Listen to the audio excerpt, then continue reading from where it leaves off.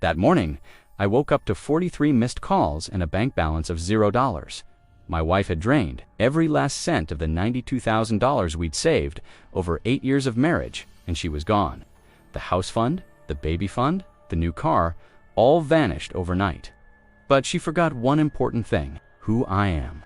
15 years as a forensic accountant taught me that every transaction leaves a trail. Every scammer has a weakness. And no matter how deep the truth is buried, it eventually surfaces. If you think this is just a story about money, wait until you hear what really happened on her little girl's trip. My name is Ethan Carter. I'm 38 years old and work as a senior fraud investigator at a top auditing firm in Chicago.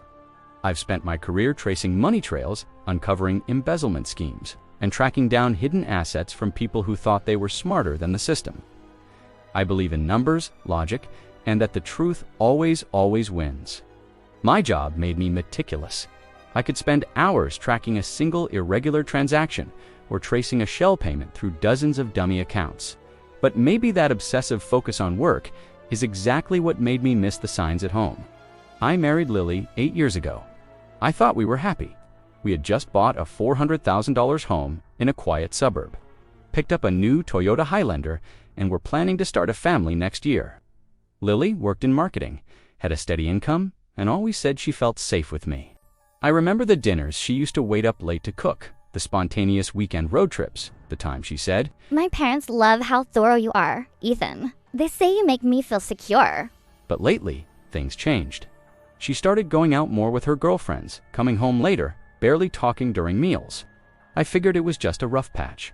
I never imagined I'd end up using all my professional skills to investigate the woman I loved. Monday, May 15th. My phone started buzzing at 4 a.m. bank alerts. Account ending 1247. Withdrawal of $15,000. Remaining balance $77,000. Withdrawal of $18,000 remaining. $59,000. Withdrawal of $20,000 remaining. $39,000. 7 transactions. Total withdrawn $92,000. Final balance $0. I called Lily. Her phone was off. I texted. No reply. I checked her social media. Every photo of us was gone. It was as if our entire 8-year marriage had been erased. In the vanity drawer, I found a sticky note in Lily's handwriting. Joint account $92,000. Flight to Maldives. Flight you at 2:45 to 6:30 a.m. I called O'Hare International Airport. United Airlines Flight 245 had just departed for the Maldives at 6:30 a.m. At 11 a.m., I received her only message. "Ethan, I need time to think. I withdrew the money so I could be independent. Please don't try to find me." I sat motionless in the living room, staring at the 75-inch TV we had picked out together. For the first time in 15 years of work, I felt completely powerless. This wasn't a spur-of-the-moment decision. It was a well-planned exit. And I, a fraud specialist, had just been conned by my own wife. The first 24 hours felt like I was walking through a fog. But by the next morning, my instincts kicked in. If this were any other case, what would I do? Gather evidence. I printed out 6 months' worth of bank statements for both our joint and personal accounts, backed up every message, email, and photo on our shared cloud. I even accessed Lily's old phone, which she had forgotten at home. Then I checked the browser history on our shared laptop. The first red flag. Lily had been researching marital asset laws, joint account withdrawal rights, and legal time limits on civil claims. This wasn't a snap decision. She had done her homework. Then I remembered something else. 2 months ago, I installed a hidden home security camera inside a wall clock. It was meant for emergencies during business trips, and I never told Lily about it. I opened the footage, and my stomach turned.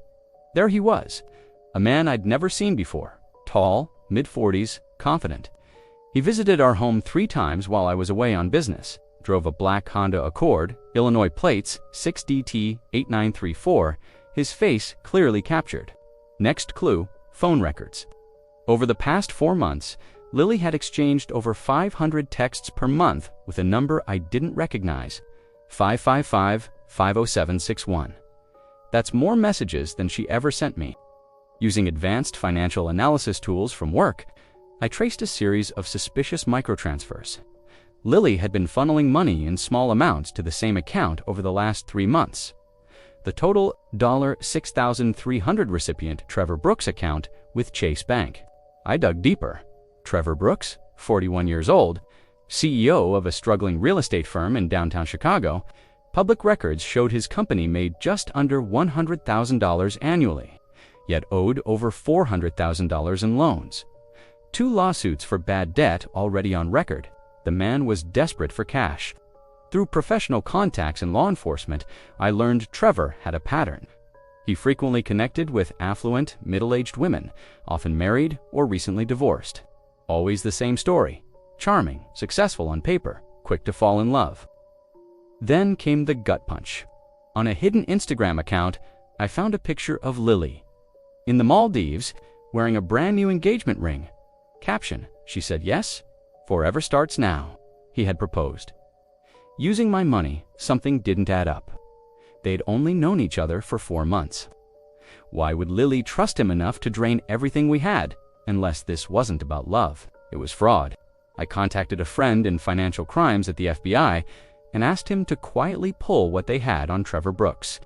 48 hours later, the truth came back, and it was worse than I imagined. Lily wasn't his first victim. Trevor had used the same playbook on at least 3 other women in the last 2 years. Jennifer Walters. Sisha Sen, a small cafe owner in Minneapolis, lost $52,000 after investing in a fake lakefront resort project. Tina Ramirez, 39, senior accountant, emptied her $35,000 savings into a crypto opportunity. Dr. Leah Miller, 45, pediatrician, mortgaged her house to invest $43,000 in a non-existent health tech startup. The pattern was chilling. Trevor targeted financially secure women who were emotionally vulnerable. He posed as a brilliant entrepreneur, gained trust, fabricated investment opportunities, and disappeared. The victims, too embarrassed to go to the police, most thought they had simply made bad financial decisions. I tracked the digital trail and confirmed it. Trevor had funneled nearly $220,000 into offshore accounts in the Cayman Islands. He wasn't planning to stay in the U.S. much longer. Flight records showed he'd booked a one-way ticket to Dubai, the perfect escape. No extradition treaty, and Lily, she wasn't vacationing with friends. She was in the Maldives, scouting Trevor's final investment site. Before they vanished together, I had 72 hours. But I wasn't going to confront them. Not yet. I was going to bait them into exposing themselves. I began laying the trap. Step 1. Contact the other victims. I reached out privately to Jennifer and Tina. After some initial hesitation, they agreed to cooperate. Leah, the pediatrician, was still on the fence, worried about her reputation. I didn't push. I knew shame could be as paralyzing as fear. Step 2. Create the bait. Using my forensic finance background, I crafted an irresistible offer. I posed as David Lim, a Singaporean investor representing an ultra-high-yield resort development on the Florida coast, 300% returns in 18 months. Too good to ignore. I spent $2,000 setting up a fake virtual office in Singapore, built a professional-looking website, and even recruited an old college friend of mine who grew up in Singapore to act as my assistant and handle verification calls. The whole thing looked ironclad. Step 3. Cast the line. Through a private investigator acting as a middleman, I had the project details delivered to Trevor. It included an urgent invitation to meet the investor in person. One catch: the deal was time-sensitive. Only 48 hours to decide, or I'd be flying to Bangkok to meet another partner. Step 4. Prepare the legal net. I looped in an old law school classmate, Rachel Yatesa, specialist in financial crime. We drafted both criminal and civil filings and coordinated with federal investigators and international contacts. Everything was ready the moment Trevor made a wrong move. Step 5. Location. I booked a private conference room at the Ritz-Carlton in downtown Chicago, 27th floor. Elegant, public, secure, and fully monitored. Only one entrance, one exit. All I needed was Trevor to walk through that door. But there was one variable I couldn't control. Lily. I didn't want to confront her directly. I wanted her to see the truth for herself. I knew that if she still had a flicker of trust left in me, she'd respond to what I was about to do. I messaged her via a secure Telegram chat, the same one we'd once used when I was overseas on cases. Lily, if you're reading this, I know part of you still cares. I'm not angry. I just want you to know the truth. Tomorrow, 3 p.m., Ritz-Carlton, Chicago. Conference room 2701. If you trust me, just come. What Lily didn't know was that 2 years earlier, with her full consent at the time, I'd installed a safety tracking app on her phone. I still had access. I could see exactly where they were. Four Seasons Resort, Maldives, room 1247. But something was off. Trevor wasn't just stalling, he was changing the game. The next morning, I got a call from David, my friend posing as the investor's assistant. We've got a problem. Trevor wants to meet in Singapore, not Chicago, and he's demanding to see a live bank account with $10 million before he agrees. Trevor was more cautious than I expected. To keep up appearances, I spent another $4,000 setting up a real physical office in Marina Bay. Hired an actor to film a fake investor welcome video, and got help from my tech team at work to build a dummy bank interface displaying a $10 million balance. The image had to be perfect.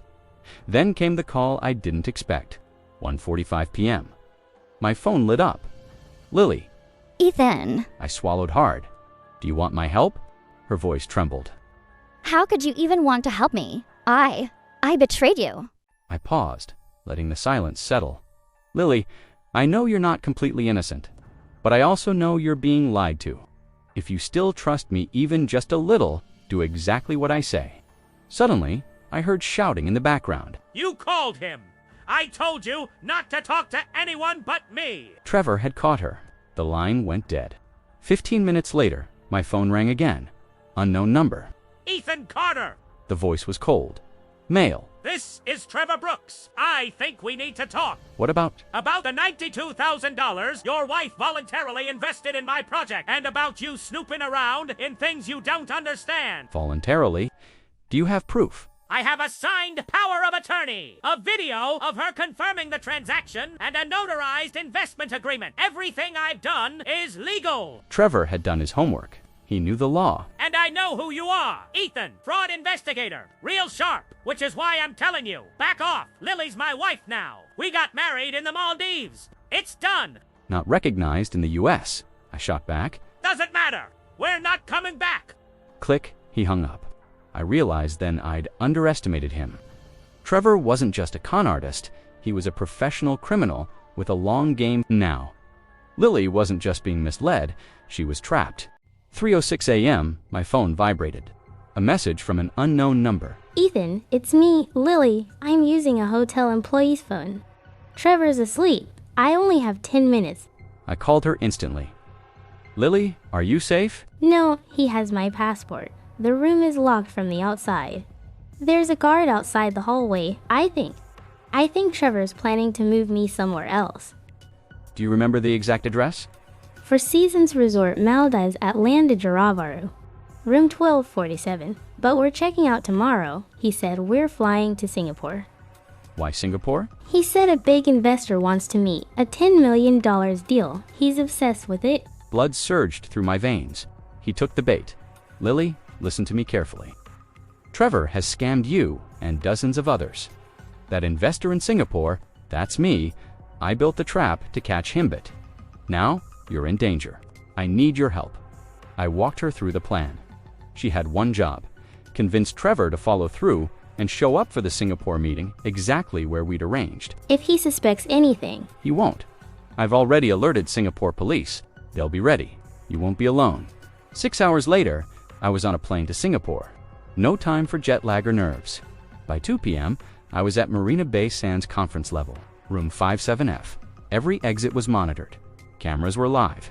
Police officers in plain clothes were stationed throughout the hotel. 2:30 p.m., the elevator doors opened. Trevor walked out wearing a tailored gray suit. Rolex on his wrist, cool, confident, arrogant. Lily walked beside him, pale eyes, puffy, lips trembling. She was putting on a brave face, but I could tell she was hanging by a thread. Trevor greeted my actor, posing as David Lim with a firm handshake. Pleasure to meet you. Been looking forward to this opportunity. David smiled back. The pleasure's mine. But before we begin, I'd like you to meet my partner. I stepped out from the adjoining room. Hello, Trevor. He froze. Blood drained from his face.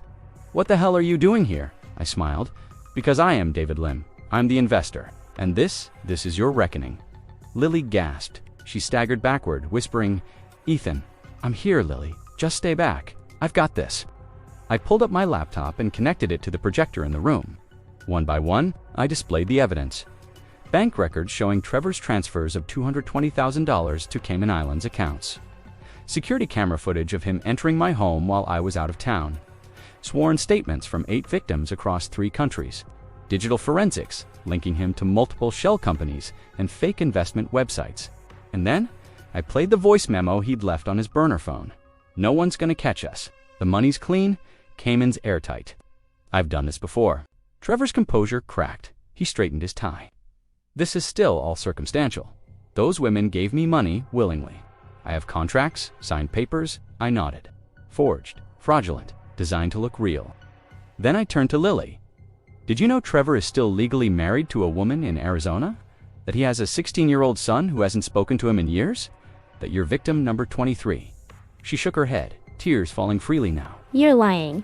"He's married to 4 women, all in countries that don't cross-check civil records. Every single one of them lost their life savings, and every single one was told they were the only one." 3:15 p.m. the doors opened. Plainclothes officers entered the room. "Trevor Brooks," one of them said. "Badge out. You're under arrest for international fraud, money laundering, and racketeering." Trevor broke. I had no choice. My business failed. I was drowning in debt. "You had a choice," I said. "You could have failed with dignity. Instead, you destroyed 23 lives." They cuffed him and led him out of the room. Lily collapsed into a chair, sobbing.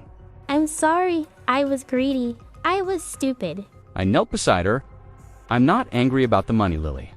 I'm angry that you didn't trust me, that you didn't talk to me when things got hard." I thought I could have a better life. "Our life was good, Lily. You just stopped seeing it." She didn't reply. She didn't need to. The truth was enough. 6 months later, the trial concluded. Trevor Brooks was sentenced to 15 years and 5 months in prison by a Singaporean court for international fraud, money laundering, and organized financial crime. He was ordered to pay full restitution, $2.1 million, to 23 victims. His assets were seized. 2 luxury condos in Chicago, 3 high-end vehicles, and over $2.3 million in offshore accounts. Lily received 18 months of probation for negligence, resulting in financial loss. She didn't serve jail time, but was ordered to complete 200 hours of community service and pay $12,000 in damages to the National Victim Recovery Fund. She moved back to her hometown in Oregon, took a bookkeeping job at a mid-sized logistics firm, and kept a low profile. Occasionally, she texts apologies. I respond politely but briefly. I don't carry anger anymore, not toward her, only understanding. She too was a victim, just one, who had a role in the damage. Trevor's downfall shook more than a few people. His ex-wife Rachel came forward with domestic abuse claims he'd silenced for years. His teenage son changed schools, changed his last name, and hasn't visited him once. Brooks' real estate closed down. 23 employees lost their jobs. Some were investors too. They had trusted him with their savings, only to discover they'd been deceived. International banks tightened protocols after this case. Major transfers to offshore tax havens now face additional scrutiny. The U.S. Department of Treasury even cited the Brooks case as a cautionary example during its anti-fraud initiative. Trevor sent a letter from prison. I read it once and never opened another. I thought I was smarter than the system. I thought I could win, but I only destroyed myself and others. I'm sorry, it was too late. As for me, I recovered 93% of the stolen money. The remaining amount was reimbursed through a financial protection policy. My career took a new turn. Was invited to serve as a strategic consultant for the DOJ's Cross-Border Financial Crimes Division. My salary went up 60%. More importantly, I wrote a book, The Invisible Trail: Mastering the Hunt for Financial Criminals. It became a bestseller. Royalties allowed me to open my own boutique forensic investigation firm, but that's not what truly changed me. What changed was the way I started listening again to people, to silence, to signs I once ignored. 6 months ago, I met someone, Sarah Green, a brilliant financial crimes attorney. We first collaborated on a nonprofit fraud prevention seminar. She, too, had once been conned on a smaller scale and understood the shame and rage that followed. She told me, "Ethan, You turned pain into purpose. That's rare, and that's why I respect you. Together, we launched a foundation, Bright Future, offering free workshops to teach financial self-defense. So far, we've reached over 200 participants and helped prevent at least 15 scams from succeeding. Once a month, I teach a weekend class for women over 40 and spotting red flags in relationships and investments. We sit in a circle, not as victims, but as people who've reclaimed control. Lily is doing okay, and so am I. I no longer believe in closure, not in the Hollywood sense. Some wounds don't seal, but we can learn to live around them, to grow around them. I've developed 3 principles I now live by. Skills are power. Use yours to protect, not just yourself, but others. Justice may be slow, but it never forgets. Be patient, be sharp, trust but verify. Always. Remember, keep records of every important financial transaction. Never let anyone else hold total control over your finances. Learn the subtle signs of manipulation in any relationship. And when in doubt, pause, research, and never rush. Living well is the best revenge, but sometimes justice needs a little help. This story isn't just mine. It belongs to every person who's ever been tricked, betrayed, or blindsided and stood back up. If you've experienced something similar, leave a comment below. Your story might just save someone else's future.